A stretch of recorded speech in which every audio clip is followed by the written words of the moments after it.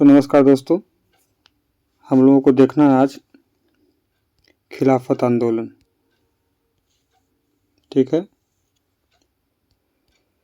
अब इसमें खिलाफत आंदोलन प्रारंभ करने के लिए जो कमेटी गठित की गई थी, उस कमेटी में मोहम्मद अली, ये जो कमेटी गठित हुई थी ये सितंबर 1919 में, और इसमें शामिल जो थे वो आपके शौकत अली और मोहम्मद अली, अबुल कलाम आज़ाद, हकीम अजमल खान, हसरत मोहानी और डॉक्टर अंसारी। खिलाफत कमेटी की अध्यक्षता कौन किया था? तो महात्मा गांधी जी ने किया था 23 नवंबर 1919 को। ठीक है, खिलाफत आंदोलन प्रारंभ करने का श्रेय मुख्यतः पूछता किसको आता है? तो अली बंधुओं को जाता है। ये लोग थे मोहम्मद अली और आपके शौकत अली जी, ये दोनों लोग थे, यहाँ पे दिया है ये। ठीक, आगे देखते हैं कि अब ये क्यों प्रारंभ हुआ, ये भी पूछता है। तो हुआ ये था कि भारत के जो मुसलमान थे, तुर्की के सुल्तान इस्लामी साम्राज्य का जो खलीफा मानते थे, उनको प्रथम विश्व युद्ध में तुर्की और मित्र देशों के विरुद्ध वो लड़ रहे थे। युद्ध में के समय ब्रिटिश राजनीतिक जो थे वो भारतीय मुसलमानों को वचन दिया था कि तुर्की साम्राज्य को किसी प्रकार का मतलब हानि नहीं पहुंचाएंगे, समाप्त नहीं होने देंगे। लेकिन युद्ध समाप्ति के बाद ब्रिटिश सरकार ने तुर्की साम्राज्य का विघटन कर दिया। अब भारतीय मुसलमान ब्रिटिश साम्राज्य से नफरत करने लगे और उन्होंने तुर्की ऑटोमन साम्राज्य की रक्षा के लिए खलीफा को बनाए रखने के लिए आंदोलन प्रारंभ किया था। और तुर्की साम्राज्य के विभाजन के विरुद्ध शुरू हुए खिलाफत आंदोलन ने उस समय अधिक जोर पकड़ा जब गांधी जी इसमें सम्मिलित हुए थे। तब देखते हैं, यहाँ से अब गांधी जी इसका नेतृत्व करते हैं। खिलाफत आंदोलन के दौरान हाफिज उल मुल्क की पदवी तागी थी। कौन तागा था? तो हकीम अजमल खान। ठीक, और हमने ये देखा कि खिलाफत कमेटी की अध्यक्षता यहाँ पे दिल्ली में 23 से 24 नवंबर को 23-24 नवंबर 1919 को जो खिलाफत कमेटी के सम्मेलन में 24 नवंबर को अध्यक्षता गांधी जी को प्रदान की गई थी। और दिसंबर 1919 में भारतीय राष्ट्रीय कांग्रेस के अमृतसर अधिवेशन में खिलाफत आंदोलन को और बढ़ावा मिला था। गांधी जी ने इसे हिंदू मुस्लिम एकता के ऐसे स्वर्णिम अवसर के रूप में देखा था जो आगे 100 वर्षों तक उन्हें प्राप्त नहीं हो सका था किसी को भी। और उन्होंने अंग्रेजों के विरुद्ध आंदोलन में भारतीय मुसलमानों का सहयोग प्राप्त करने के लिए खिलाफत आंदोलन का समर्थन किया था। हकीम अजमल खान, जो इनको ये मिला है हाजिक उल मुल्क की उपाधि, इन्होंने तभी त्याग दी थी जब वो खलीफा को हटाया गया था। तो जिन्ना इसके अपोजिट थे। मोहम्मद अली जिन्ना खिलाफत आंदोलन स्वतंत्रता के आंदोलन से जुड़ने के विरोधी थे। ये गांधी जी को भी कहे थे कि मतलब धार्मिक राजनीति में न पड़े, धर्म को राजनीति में न लाने की सलाह दी थी गांधी जी को, और धार्मिक कट्टरपन प्रोत्साहित न करें, ये गांधी जी को कहा था जिन्ना ने। खिलाफत आंदोलन प्रारंभ की थी शौकत अली और मोहम्मद अली ने। ठीक है, फिर आपका 4 अप्रैल 1919 को दिल्ली के जामा मस्जिद के प्रवचन मंच से हिंदू मुस्लिम की एकता पर भाषण कौन दिया था? तो स्वामी श्रद्धानंद ने दिया था। ये पूछता है। उसके बाद 1920 में आपका खिलाफत कमेटी सभा, वो जो बताएं ऊपर, जिसमें गांधी जी के नेतृत्व संभालने का अनुरोध किया गया था, ये इलाहाबाद में हुआ था। ये इम्पोर्टेंट है, ये इलाहाबाद में हुआ था। फिर उसके बाद खिलाफत और सहयोग, ये दोनों साथ साथ चले थे। कब से चले थे? तो 1919 से 1922 तक। ठीक है, जो एसेंशन कहता है कि इस मसले पर जो खिलाफत आंदोलन था, इसमें जो हिंदू मुस्लिम साथ हो गए थे, तो ये कहा था इस मसले पर हम मुसलमानों को हिंदुओं से भिड़ा नहीं पाए। मोहम्मद अली पहले मुसलमान, इन्होंने कहा था मोहम्मद अली ने कि पहले हम मुसलमान हैं, बाद में भारतीय हैं। ठीक। और आपका 1921 में मोपला आंदोलन हुआ था और ये इसी की शाखा, खिलाफत आंदोलन की शाखा थी। ये 1921 में केरल के वहाँ पे काश्तकार थे जो वो किए थे। वहाँ के जो जमींदार थे वो हिंदू थे और वहाँ के किसान जो थे वो मुस्लिम थे। तो आपका अब असहयोग आंदोलन जो चैप्टर है इसमें वो आएगा, देखते हैं। असहयोग आंदोलन अब सितंबर 1920 में असहयोग आंदोलन कलकत्ता के विशेष अधिवेशन में महात्मा गांधी ने असहयोग आंदोलन को प्रस्तावित किया था।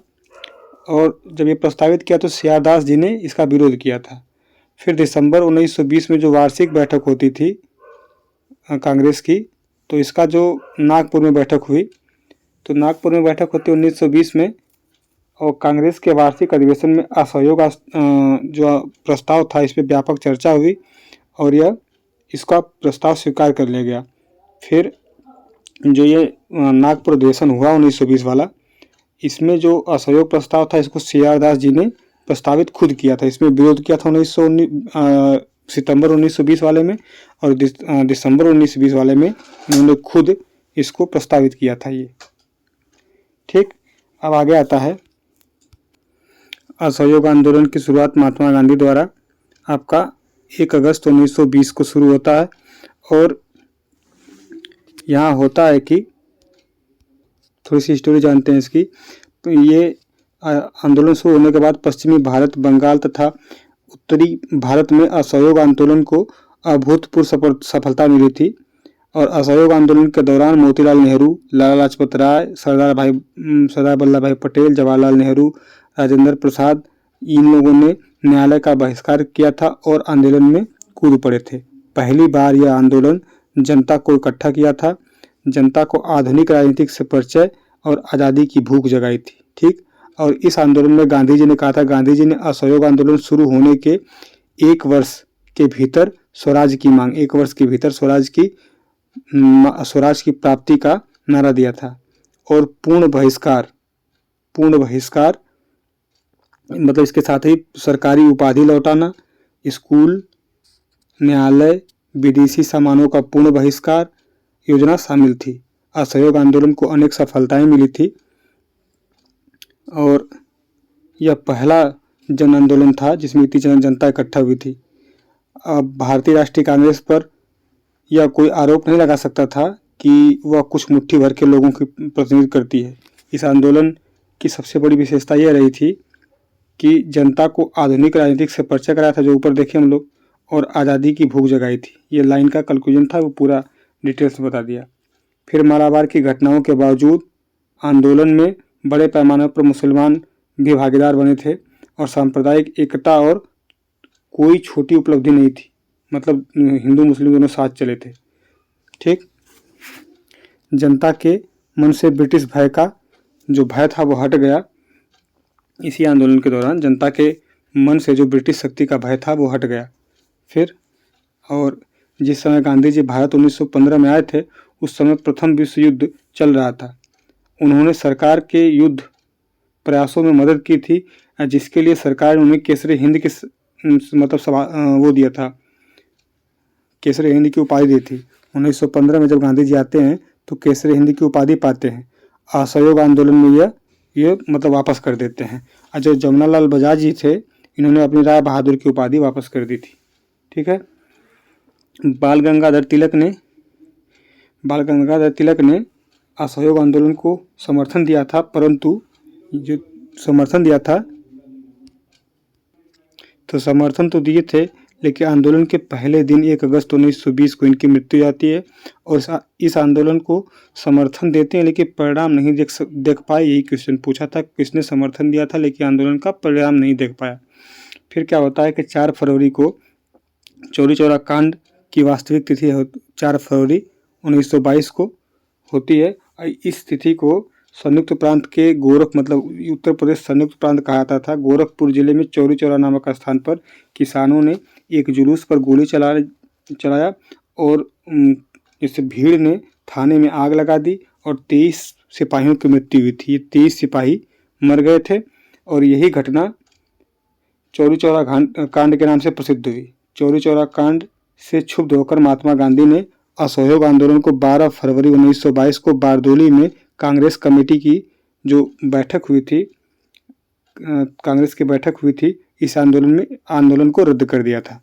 ठीक, असहयोग वापस लेने का कारण गांधी जी के विरुद्ध निंदा प्रस्ताव डॉक्टर मुंजे।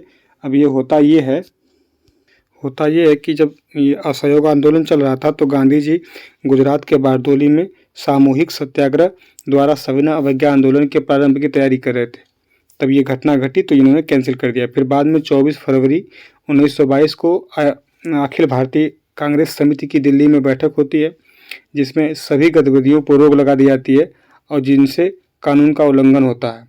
इसी अधिवेशन में आपका असहयोग आंदोलन को वापस लेने के कारण डॉक्टर मुंजे थे, गांधी जी के खिलाफ निंदा प्रस्ताव लाए थे।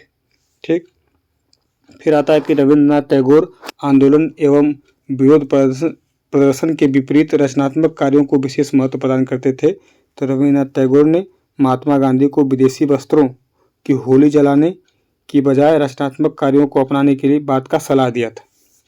ठीक, तो सलाह दिया था मतलब पत्र लिखा था उनको, पत्र में कहा था। असहयोग आंदोलन के दौरान रविंद्रनाथ टैगोर ने विदेशी वस्त्रों को जलाए जाने के अविवेकी और निष्ठुर बर्बादी कहा था। यहाँ लिखा है इसमें कि रविंद्रनाथ टैगोर ने विदेशी वस्त्रों को होली जलाने को अविवेकी और निष्ठुर बर्बादी कहा था।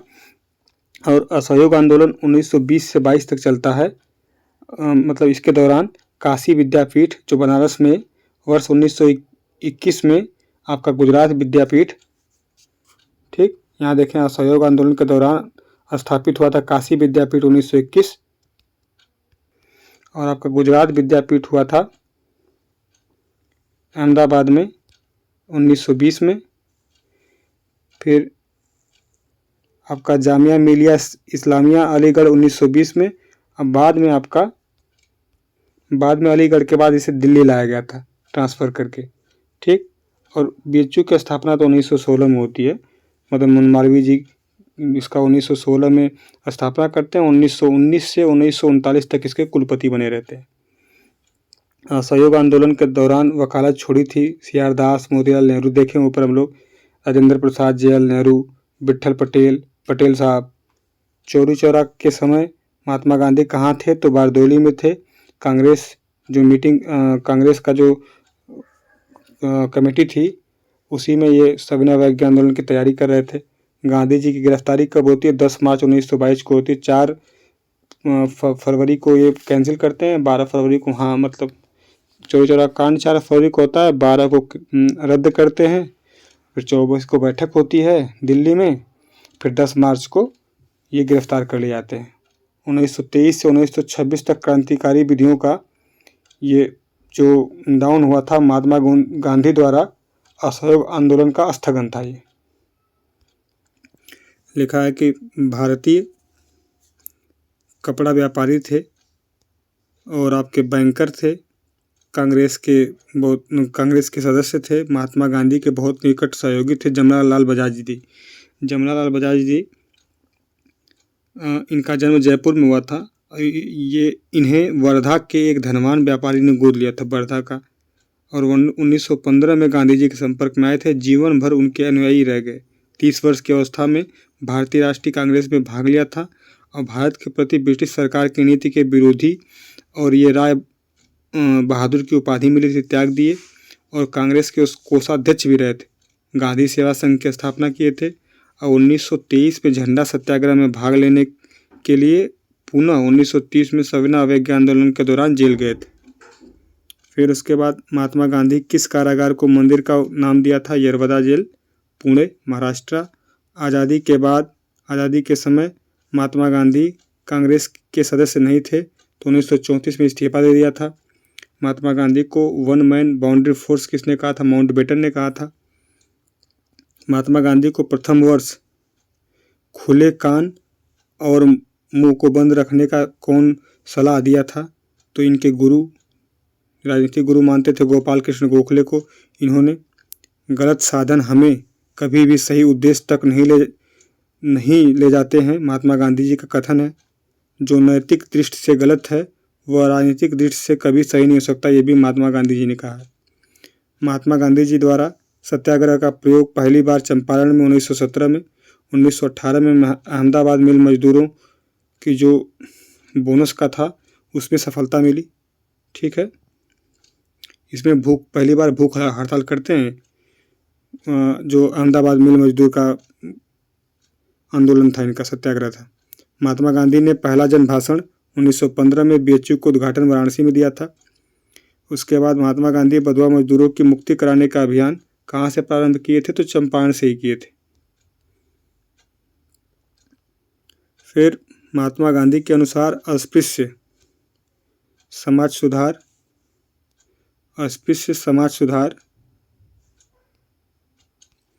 लिखा है, सामाजिक आधार और सुधार करने के लिए उनके लिए कुटीर उद्योग स्थापित करते थे और करने का सलाह देते थे। और कुटीर उद्योग में आपका शामिल जैसे गुड़ बनाना, घास कूटना, तेल पेरना, कागज बनाना, चमड़े का काम करना। इससे गांधी जी का मानना था कि गरीबों और शोषित को आर्थिक तथा सामाजिक सुधार की मदद मिलेगी। ठीक है, फिर उसके बाद तो ये गांधीयन इन्वेशन था। इसका मतलब था कि कम निवेश से अधिक उत्पादन अधिक लोगों के लिए। शब्दावली ये दिया था प्रोफेसर प्रहलाद ने और आपके ये माशेलकर ने ये द्वारा प्रयोग किया गया था। चंपारण जांच समिति में अध्यक्ष कौन था? तो आपका एफ.जी. स्लाई था। सदस्य कौन कौन था? तो रीड थे, गांधी जी थे, फिर यादामी था, हरिप्रसाद नारायण जी थे, रैनी था, फिर एम.एल. टैनर सचिव था इसका। प्रथम आंदोलन जिसे गांधी जी राष्ट्रीय स्तर पर शुरू किया था तो रॉलेट एक्ट सत्याग्रह 1919 वाला। ठीक, आगे देखते हैं। हम देखेंगे अब किसान आंदोलन, किसान सभा जो मार्क लगा है। तो देखते हैं, अवध में होम रूल लीग आंदोलन के जो कार्यकर्ता काफ़ी सक्रिय थे, इन्होंने किसानों को संगठित करना शुरू किया और संगठन का नाम दिया किसान सभा। ठीक, किसान सभा तो फरवरी 1918 में इंद्रनारायण द्विवेदी किसान सभा और गौरी शंकर मिश्र और मदन मोहन मालवीय ने किसान सभा का इन लोगों के प्रयासों से यूपी में किसान सभा का स्थापना हुआ। इस संगठन ने किसानों को बड़े पैमाने पर संगठित किया। किसान सभा ने किसानों को किस हद तक जागरूक बनाया, इसका अंदाज़ा इससे लगाया सकता है कि दिसंबर 1918 में दिल्ली में कांग्रेस अधिवेशन में बड़ी संख्या में उत्तर प्रदेश के किसानों ने भाग लिया था। वर्ष 1919 में अंतिम दिनों में किसानों को संगठित विद्रोह खुलकर सामने आया। अवध के किसान 1920 में प्रतापगढ़ में बाबा रामचंद्र की प्रेरणा से आंदोलन किए थे। तो अवध के जो प्रतापगढ़ के एक जागीर थी धोई, इसका नाम था नाई धोबी बंद, सामाजिक बहिष्कार एवं संगठित कार्रवाई की पहली घटना थी। झुंगरी सिंह और दुर्गापाल सिंह ने महत्वपूर्ण भूमिका निभाई थी, लेकिन जल्द ही यह आंदोलन नया चेहरा लेकर उभरा। अब बाबा रामचंद्र, जिसका नाम देखें हम, बाबा रामचंद्र, इन्होंने इस आंदोलन की बागडोर संभाली और इसको मजबूत और जुझारू बनाया। बाबा रामचंद्र महाराष्ट्र के एक ब्राह्मण परिवार से थे और 1920 में वे एक किसान नेता के रूप में उभरे और अवध में किसानों को संगठित किया। और अब आगे देखते हैं 1920 में क्या हुआ। तो बाबा रामचंद्र की प्रेरणा से 1920 में आपका अवध किसान सभा की स्थापना होती है। और सहजानंद सरस्वती बिहार, जो ये सहजानंद सरस्वती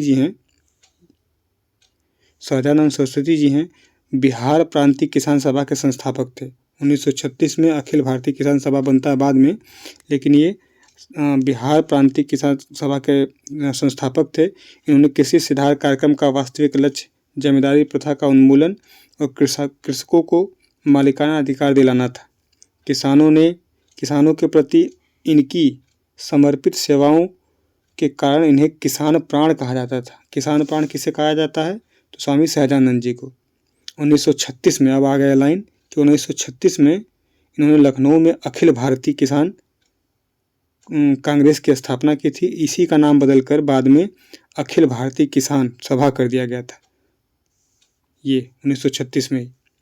और इसके अध्यक्ष क्या कहते हैं, स्वामी सहजानंद बनते हैं, और इसके जो महासचिव बनते हैं आपके NG रंगा बनते हैं।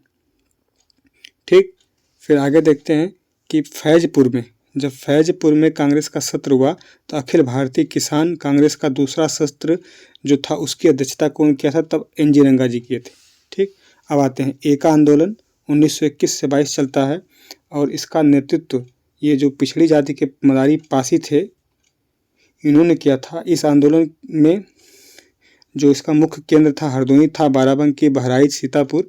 किसानों की शिकायतें थी कि जमींदार जो थे लगान में बढ़ोतरी किए हैं, और उपज के अनुरूप जो लगान वसूलने की प्रेरणा थी कि किसान चाहते थे कि जो 50% से अधिक जो वसूली किया जा रहा है वो कम किया जाए, उसको नगद कर दिया जाए। इस आंदोलन में सरकार को लगान देना बंद नहीं किया गया था। आंदोलनकारी जो की मांग थी कि बढ़ती महंगाई के कारण लगान का नगद था रूपांतरित किया जाए।